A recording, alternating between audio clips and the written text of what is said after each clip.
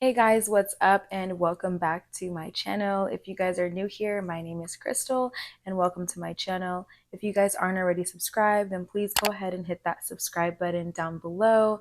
I have recently started a new true crime series on my channel, so I hope you guys subscribe and stay tuned for more true crime videos. Happy Wednesday to you all. I'm going to try to post my true crime videos every Wednesday.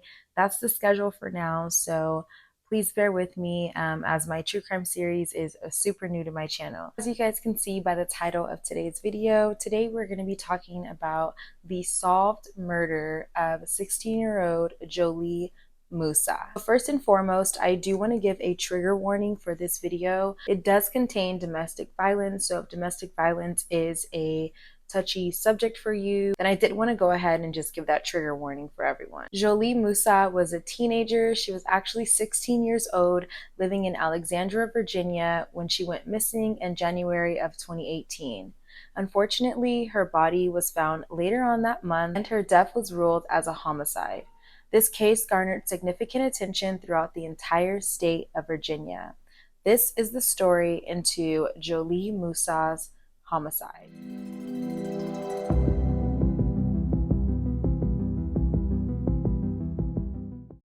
Jolie was born on March 21st, 2001, to her parents Zirita Stewart and Zirell Moussa. There aren't many details about Jholie Moussa's childhood, but the information that is known about her is primarily centered around the events leading up to her disappearance and subsequent death in 2018. What we do know is that Jolie had a twin sister named Janae, and the two were literally inseparable. They basically did everything together. They had actually never spent more than 12 hours apart from each other, so that alone should tell you how close the twin sisters really were. Jolie and her twin sister both attended Mount Vernon High School in Alexandria, Virginia. Jolie often was described as a bright light to everyone around her. She always was so happy and was smiling and always spoke to many people at her high school. She loved music and she also loved hanging out with her family. Jolie also truly had a huge passion for writing. She, in fact, wanted to attend New York University, NYU, and become a writer and eventually publish books of her own one day. But unfortunately, this dream had never came to fruition because when Jolie was only 16 years old, she was unfortunately murdered. It is unknown if Jolie's parents both lived in the household together that they lived in, but as far as I can find, sources state that Jolie's father was out of town at the time of her disappearance. They don't really state where her mother was or if her mother even lived in the household. So Jolie and Janae's father was out of town during the time of Jolie's disappearance, leaving both twins at home by themselves. So on the morning of January 12th, 2018, Janae described it to be a normal morning in which they went to school together, but Janae did state that she noticed something was a bit off. She said that she thought Jolie was just a bit distracted by her phone all day.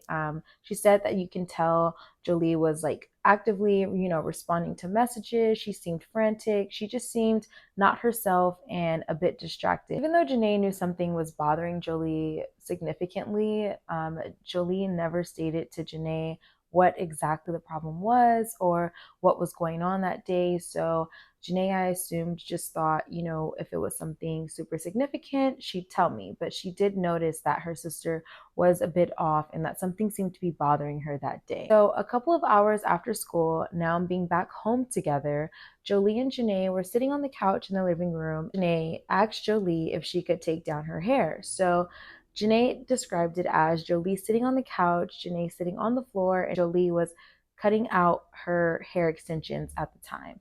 When she noticed that Janae kept getting message after message after message, Janae didn't say anything because I'm assuming she didn't want to make Jolie feel uncomfortable, but it got to the point where the messages were constant, to the point where Jolie stopped doing Janae's hair. Later on, it was found that during this interaction, Jolie was actually receiving multiple Snapchat messages. After this, Janae stated that Jolie got up and walked out of the family home and told her sister that she had to go and she'd be back soon. Basically, kind of getting up, leaving Janae's hair incomplete. Janae stated that this was very odd and very strange of her sister, as she was always seen as the dependable sister, and she was just a bit confused as to why her sister would get up in the middle of her doing hair and walk right out of the house. In fact, you can see Jolie walking out of the family home while on her cell phone on the family home's surveillance camera.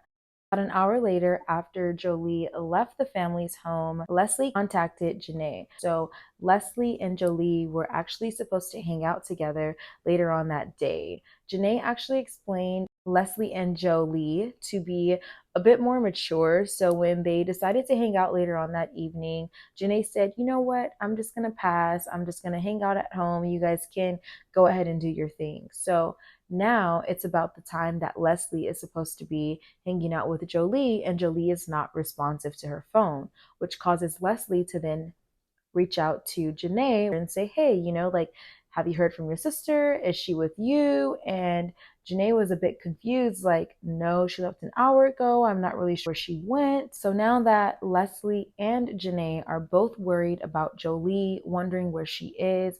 Also, please keep in mind that her father was out of town, so the twins were actually at home by themselves at this time. So a few hours later, Leslie sees a message written on Jolie's Snapchat story stating that she was going to a party and that she hadn't been out in a minute. Leslie was actually one of the first people to see that story being uploaded on Janae's Snapchat. Leslie actually stated that she was upset because they were supposed to hang out that night. According to Jolie's Snapchat story, she was going to a party. So once Leslie did a little bit of digging herself, because of course she's upset in the moment, like, we're supposed to be hanging out. Like, why are you going out basically to a party without me, canceling our plans, and then not letting me know? So Leslie eventually discovered that the party that Jolie was going to that night was in Norfolk, Virginia.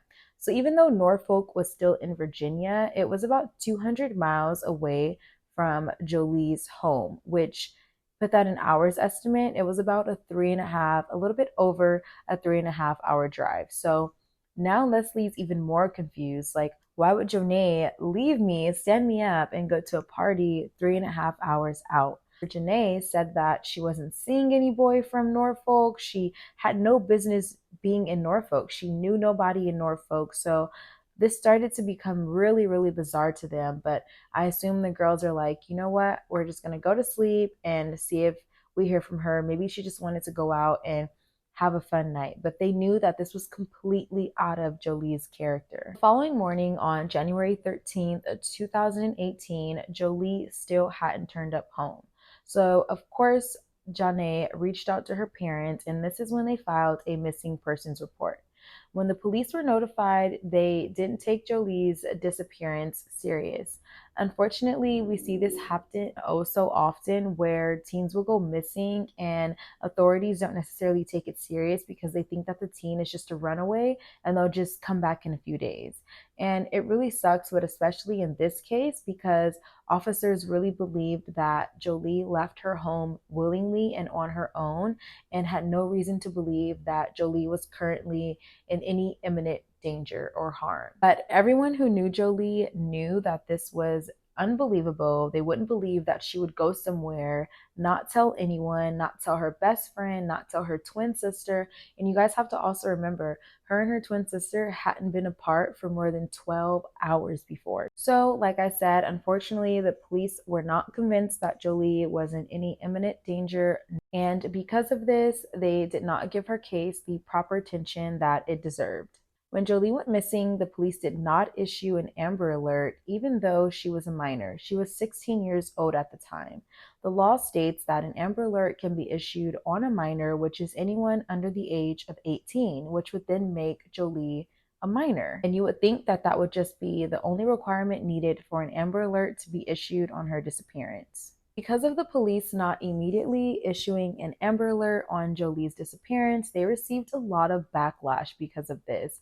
People began saying that they weren't doing their job and that they had been dropping the ball on the investigation. After this, authorities did come forward and explain that there are certain requirements for an Amber Alert to be issued. and they did explain that one of the main requirements that must be met for an Amber Alert to be issued is that there must be evidence the victim was taken. In this case, they believe that the victim, Jolie, willingly left her home and didn't appear, like I said earlier, to be in any imminent danger or harm. I'm actually super curious to see what you guys think about this because honestly, to me, it doesn't make sense. I feel like once someone's character is spoken for by their friends, by their family, saying, no, this is not in their character. This person just doesn't go missing.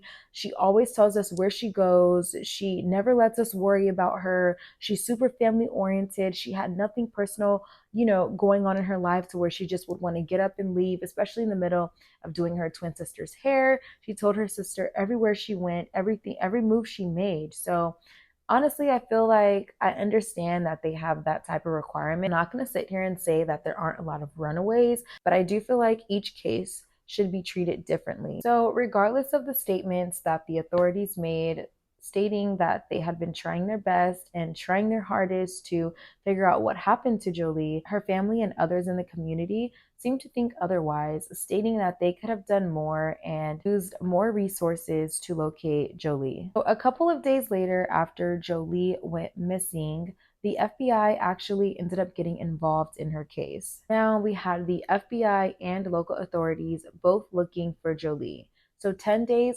after the FBI got involved into her case, so about 2 weeks after Jolie disappeared on January 25th, 2018, a body had been discovered in Woodland Park by authorities searching this area.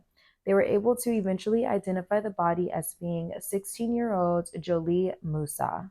Some thought it was strange that authorities had previously searched this area days before and did not locate Jolie's body. That it was a bit strange that they located her body the second time that they searched the park. I don't know. Let me know what you guys think about it. The park that they did search was a pretty large park, but the authorities did not locate her body until after searching the park for a second time. So this now made the investigation switch from a runaway case to a confirmed homicide. Shortly after Jolie's body was found, a 13-year-old boy came forward and stated that he was at the park playing basketball when a man suddenly walked up to him and asked him if he could use his phone. The 13-year-old boy said yes and stated that the man made a phone call on his phone at around 5:30 p.m., which was around the same time that Jolie left her family home. Authorities then pulled the little boy's phone records and found out that this phone call that was made on his phone while he was at the park was indeed made to Jolie's cell phone number. The only description that the little boy had of the man that asked him to use his phone was that he was about 6 feet tall and he was African American. After doing some digging into Jolie's life, her friends, and who she spoke with, authorities discovered that she had an on-again, off-again boyfriend. This on-again, off-again boyfriend was identified as Nebu Ibram. Nebu attended the same high school as Jolie, and the two were known to have an extremely toxic relationship. Prior to Jolie's disappearance, Nebu had been arrested on multiple occasions for assault against Jolie. The first charge was classified as a simple assault charge, and the second was a strangulation charge after Nebu strangled Jolie to the point where she passed out and was unconscious. After the second charge against Nebu was given a no contact order from authorities. And from this point on, Nebu was not allowed to contact Jolie in any manner. Once the high school that they were attending got word of what was going on, they actually expelled Nebu, and he had to now go to an alternative high school. And at this alternative high school, they did not have a basketball team. So this subsequently made Nebu extremely angry. So I started to think about the situation more, and a part of me felt like, why didn't Nebu get a more harsh punishment on his actions? I mean, he completely choked Jolie to the point where she passed out, and this was the second time he was arrested and charged for assaulting her. I personally just feel like a more harsh punishment should have probably been given to him than just being expelled from a school and having to attend a school with no basketball team. But that's just me. But I also understand that when victims do go through things, they really do feel bad and they don't want the person victimizing them to be in a terrible situation. So I'm sure Jolie probably felt like she didn't want to go ahead and press further charges. She probably just wanted the situation to go away, which I can understand as well. I mean, this is probably her first relationship. She's 16 years old and she is in high school. So once authorities found out about Nebu and Jolie's toxic relationship and background, authorities took Nebu in and decided to interrogate him. This interrogation lasted over 5 hours, and Nebu actually ended up confessing to being the one responsible for murdering Jolie. More and more. It was a disturbing crime. A 16-year-old girl first missing, then found dead. Last week, her former boyfriend, also a teenager, pleaded guilty to murdering her. Tonight, for the first time, we're getting a look at his videotaped confession to police at a critical piece of evidence as well. Northern Virginia Bureau Chief Julie Carey has a story you'll see only on News 4. Is that the chokehold that you use until she goes unconscious? Or A chilling confession from a teenage killer. Chilling in its detail, and chilling because Nebu Ibrahim sounds entirely matter of fact about what he did to ex-girlfriend Jholie Moussa. This Ring video shows the 16-year-old Mount Vernon High School student stepping out the door on the last night of her life. When her body was found 2 weeks later, Ibrahim became the chief suspect because he already faced charges for a previous assault on Moussa. In a 5-hour-long police interview, Ibrahim calmly describes in great detail the night he ended Moussa's life after the two met up in a county park. He says he started choking her after he flew into a blind rage. You know, you're in a hit of passion, you're in a blind rage. As detectives press for details, Ibrahim shows them how he applied what he called an MMA-style chokehold around Moussa's neck. He told them he knew he could stop the attack, but didn't. I started choking her out more and more to the point where it was just like I just kept choking her to the point Once Moussa lost consciousness and Ibrahim realized she was dead, he carried her body into the woods and covered it with leaves, never calling for help. You can't call and be like, oh, I just killed somebody. The victim's mother now looking for justice when Ibrahim is sentenced. And I want him to be convicted to the full extent of the law and as the maximum time. I think he needs to learn his lesson. I just don't want any other young woman to fall to the fate that Jolie did, especially from his hands. Nebu Ibrahim is set to be sentenced on September 4th when he faces up to life in prison. In Fairfax County, I'm Julie Carey, News 4. So basically, to sum up the interrogation, this is basically how the story went according to Nebu himself. He said that him and Jolie were Snapchatting that day, and he had been the one to contact Jolie on the 13-year-old's phone that day in the park. He stated that him and Jolie were just walking in the park, having a normal, typical conversation. It got to a point where when they were walking, Jolie was actually a few steps ahead of him. He stated that in this moment, he doesn't know what crossed his mind, but he just jumped on Jolie and started choking her to the point where she was unconscious.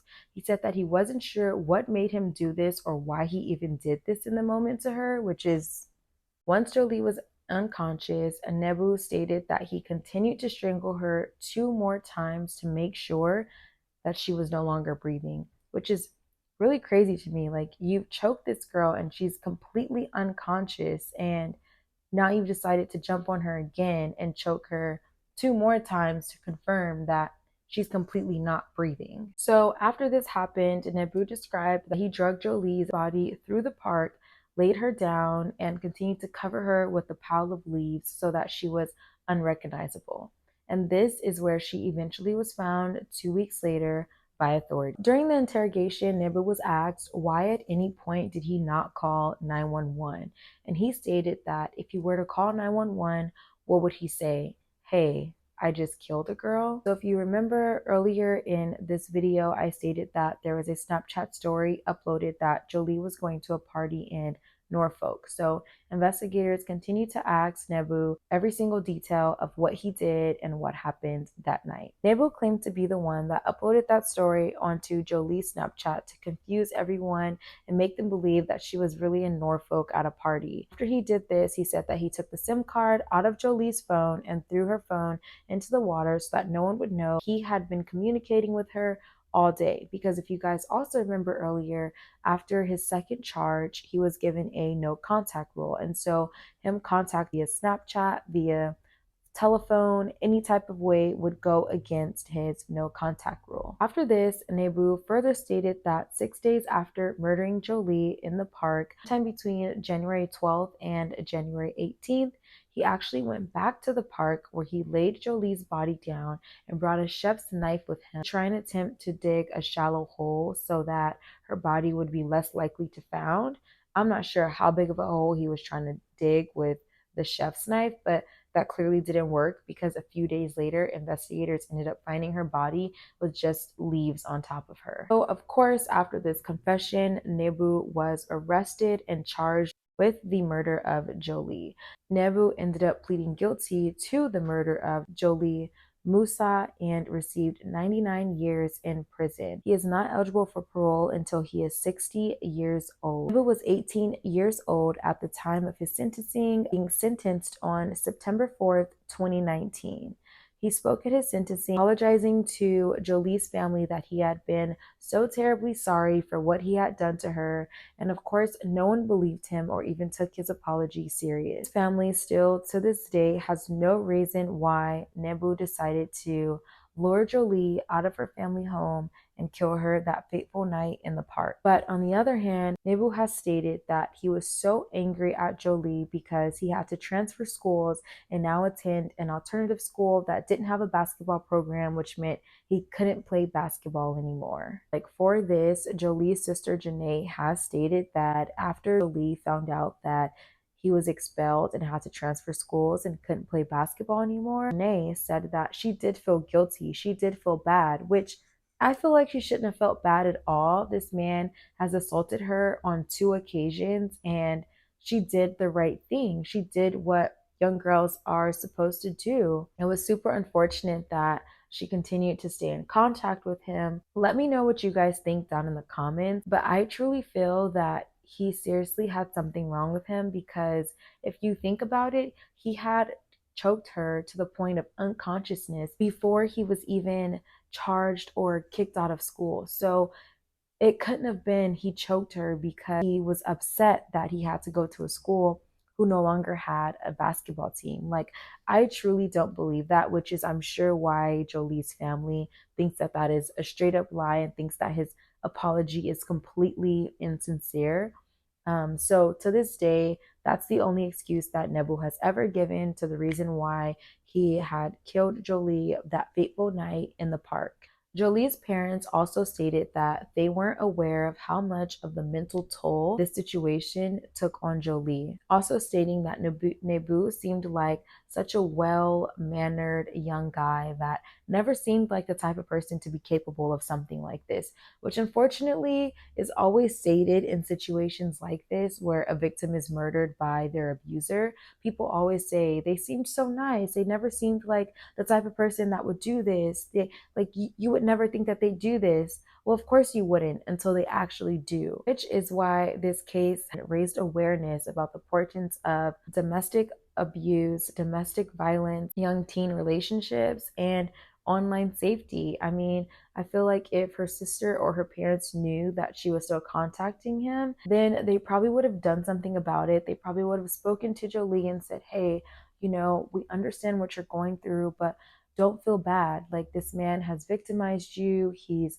strangled you to the point of unconsciousness. Like, he has a no contact order for a reason. So when I did come across this case to do, I was actually surprised when I was going through the articles and the news clippings. This case really didn't get the recognition that it deserves. I mean, it's a young teen girl murdered by her ex-boyfriend in high school that I feel like would probably affect a lot of young teen girls that are going through the same thing as Jolie. I was extremely disappointed at how much low exposure this case got. Like I said, this case just happened in 2017, which isn't too long ago. Social media was definitely a thing and a time back in 2018, because I truly feel like this case has such a strong and loud message to young girls or young boys out there that are in high school that are going through domestic violence. So since Jolie's murder, her mother and her twin sister Janae have become advocates for young girls and young women and just people in general to help in the fight against domestic violence. So Jolie's mother actually stated that she thinks a lot of battered women and young girls don't realize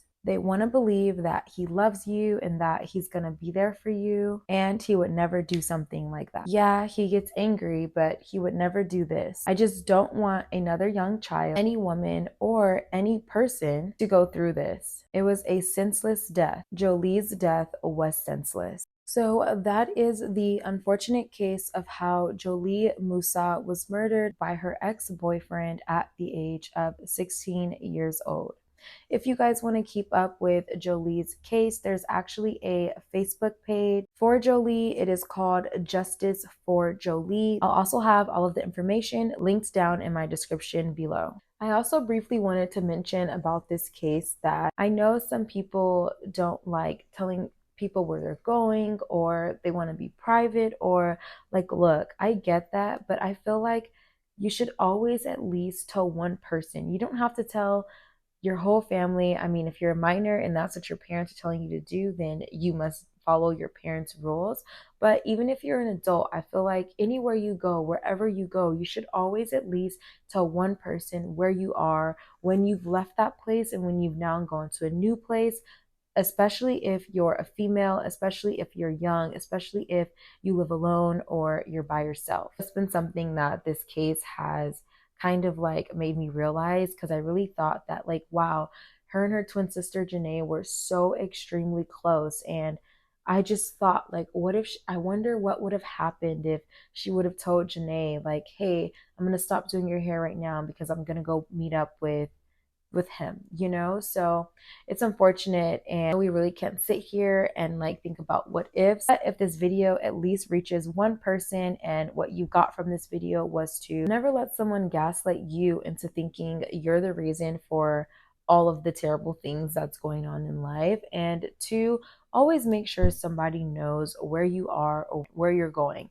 That simple message or phone call can truly possibly go a long way. And basically, just to end it all off and to wrap it up and to end it on one note, I think, because I kind of feel like I'm all over the place, but it's really just to be careful. Be careful of your surroundings. Be careful of who you're talking to. If you're hesitant one bit, trust your instinct. Trust me, you guys, your instinct is there for a reason. But with that being said, that is going to be it for me today. That is the case of Jholie Moussa. I hope you guys took something from this case today. Please do not forget to subscribe if you guys are not already subscribed to my channel, and I'll catch you guys next Wednesday for another true crime video. Stay safe out there.